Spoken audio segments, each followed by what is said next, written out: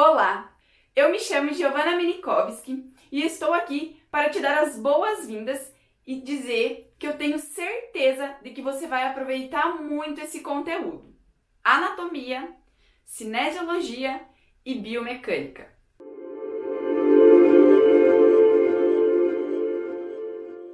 Nessa aula, eu vou explicar para vocês esses três termos para vocês entenderem por que é tão importante ter esse conhecimento. Se você teve uma graduação de fisioterapia, educação física ou até de dança, você provavelmente já viu pelo menos a base desses conteúdos. Agora, se você trabalha com dança e nunca teve contato com nenhuma dessas áreas, eu recomendo fortemente que você procure estudar mais sobre isso. Anatomia é basicamente a área que estuda o corpo humano e o que compõe ele. Por exemplo, o sistema esquelético, que são os ossos, o sistema muscular, que são músculos, tendões, ligamentos, além do sistema digestivo, sistema respiratório, enfim. Já a cinesiologia é o estudo do movimento. E agora eu vou explicar um pouquinho da etiologia da palavra, para que sempre que vocês verem uma palavra com essa terminação, vocês já consigam fazer essa associação. Então, tudo que termina em logia significa estudo. Por exemplo, biologia. Logia é estudo. Bio é vida, então é o estudo da vida. Já a cinesiologia, cinésio vem do grego kinesis, que significa movimento. Então, estudo do movimento. E por fim, a biomecânica nada mais é do que o estudo da mecânica dos seres vivos. Está muito relacionado à cinesiologia. Quando pensamos no ser humano, a biomecânica estuda basicamente o sistema locomotor. Como é que o ser vivo se locomove, se movimenta? Quais músculos são recrutados para fazer determinado movimento? A biomecânica nos diz, por exemplo, qual músculo que faz esse movimento, que no caso aqui é o bíceps, né? Uma flexão de braço. Quem é responsável, o principal músculo responsável é o bíceps. Mas vamos levar isso mais para a área da dança para que fique mais fácil de vocês entenderem. Vamos pensar num grand battement.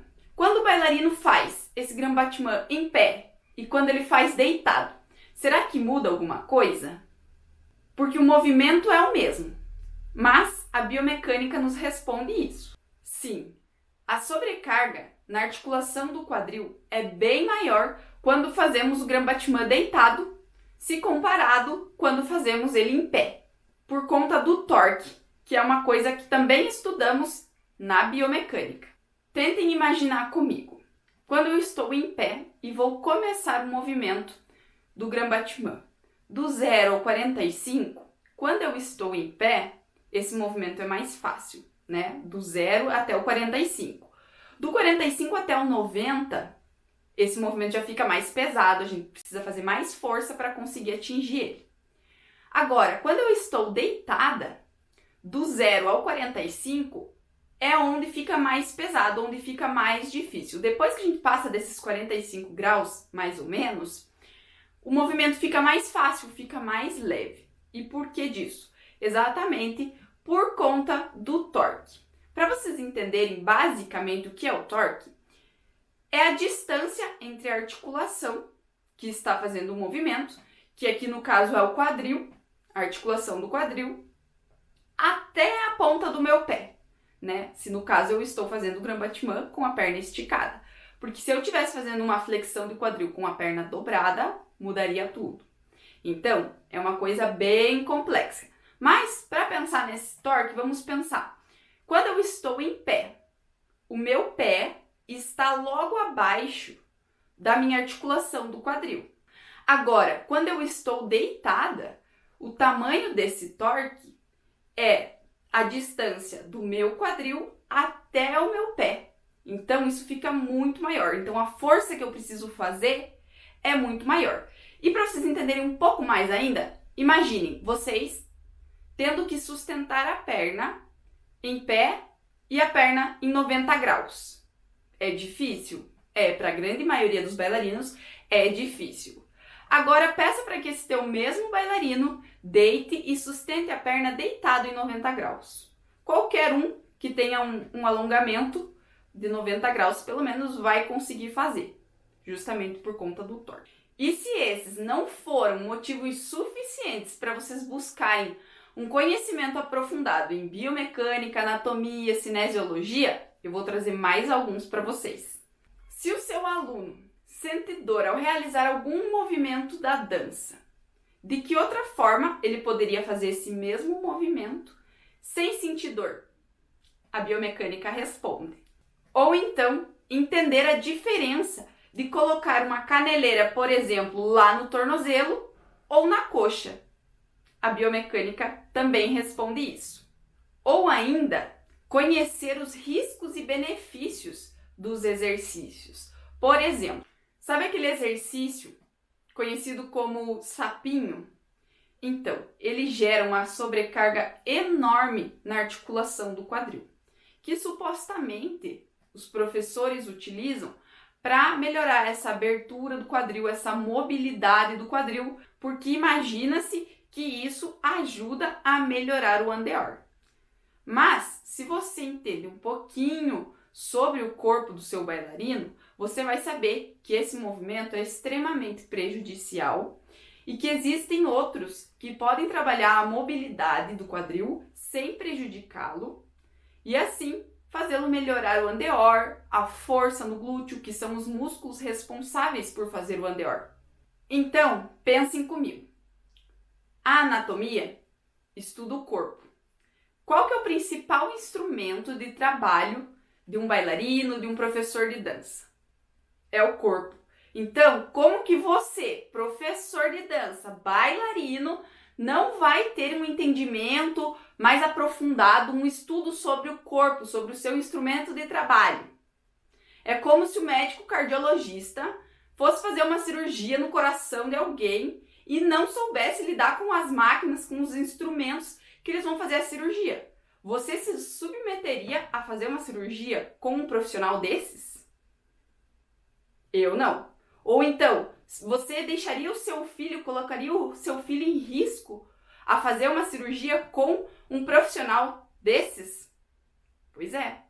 E muitos pais deixam seus filhos nas nossas mãos e que às vezes uma cicatriz, uma lesão, ele vai ter que carregar para o resto da vida. Porque afinal, o corpo, aquilo com que a gente trabalha no bailarino, vai ser a morada para o resto da vida dele.